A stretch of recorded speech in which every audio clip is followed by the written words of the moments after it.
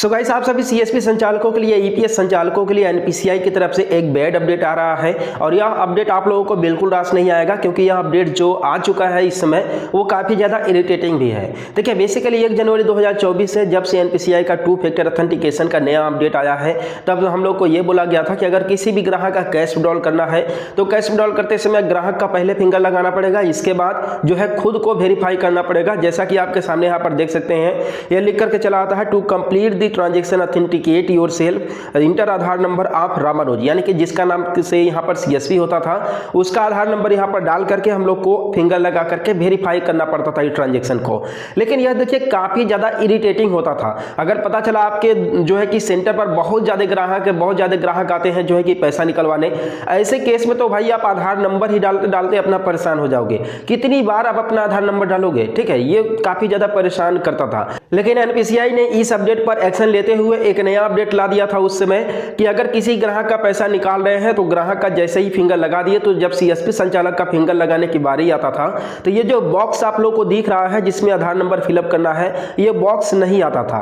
ये बॉक्स इसलिए नहीं आता था क्योंकि हम लोग को आधार नंबर फिलअप नहीं करना पड़ता था। डायरेक्टली ये जो आई एक्सेप्ट आधार कंसेंट है इस पर क्लिक करते थे हम लोग और इसके बाद बायोमेट्रिक मशीन सेलेक्ट करते थे। इसके बाद स्कैन फिंगर पर क्लिक करके अपना फिंगर लगा करके उस ट्रांजेक्शन को वेरीफाई कर देते थे और इसके बाद ग्राहक का ट्रांजेक्शन सक्सेसफुल हो जाता था।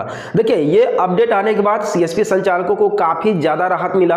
बेसिकली इसके बाद केवल 2 ही ऑप्शन बच जाता था हम लोग को। पहला तो देखिए टर्म्स एंड कंडीशन को एक्सेप्ट करना और बायोमेट्रिक मशीन को सेलेक्ट करना, दूसरा फिंगर लगाना। तो ये जब एनपीसीआई ने कर दिया तो सीएसपी संचालकों को 2 फैक्टर ऑथेंटिकेशन का नया अपडेट आने से उतना ज्यादा फर्क नहीं पड़ा, ठीक है। इसमें देखिए फर्क पड़ा था उन सभी सीएसपी संचालकों के ऊपर जो लोग किसी दूसरे के नाम का सीएसपी रन कर रहे थे। बेसिकली आधार कार्ड उस सीएसपी में किसी और का लगा था, तो जब ये 2 फैक्टर ऑथेंटिकेशन का अपडेट आया तो जिसके नाम से सीएसपी है, जिसका आधार कार्ड लगा हुआ है, उसको फिंगर लगाने की जरूरत पड़ गई, जिसकी वजह से बहुत सारे सीएसपी संचालक फिल्टर हो गए इस मार्केट से, ठीक है। तो देखिए यहां तक तो सब ठीक ठाक चल रहा था, लेकिन अब एक बैड अपडेट आ गया है कि जो हम लोग को ये आधार कार्ड जो डब्बा नहीं दिखता था आधार नंबर फिलअप करने के लिए, यह अपडेट हटा दिया गया है। अब सीएसपी संचालक अगर किसी ग्राहक के कैश विड्रॉल को अगर ऑथेंटिकेट कर रहा है, वेरीफाई कर रहा है, तो ऐसे केस में आप लोगों को कुछ इस तरीके का ऑप्शन शो होगा जिसमें लिखा रहता है, to complete the transaction authenticate yourself enter Aadhaar number आप जिसके नाम से सीएसपी होगा उसका नाम शो करेगा। इसके बाद ये आधार नंबर फिलअप करने का ये डब्बा अब आने लगा है।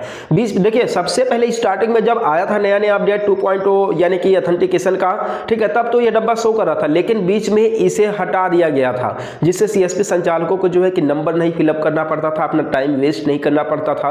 आप मान लीजिए जिसके पास 1-2 ग्राहक आते हो तो उसका तो ठीक है, लेकिन जिसका काम ही यही है, जिसके सेंटर पर भीड़ लगा रहता है, लाइन लगी रहती है, वो सीएसपी संचालक कितने ग्राहकों का कैश विड्रॉल करते समय अपना जो है कि आधार नंबर डालेगा इसमें, ठीक है। तो ये देखिए काफी ज्यादा इरिटेटिंग है। तो एनपीसीआई को ये जो पुराना अपडेट था इसे वापस ला देना चाहिए। बेसिकली देखिए यहाँ पर एनपीसीआई 2 कारण की वजह से में भी हटाया होगा इस जो है कि अपडेट को, जहां पर हम लोग को आधार नंबर फिलअप करना पड़ता है।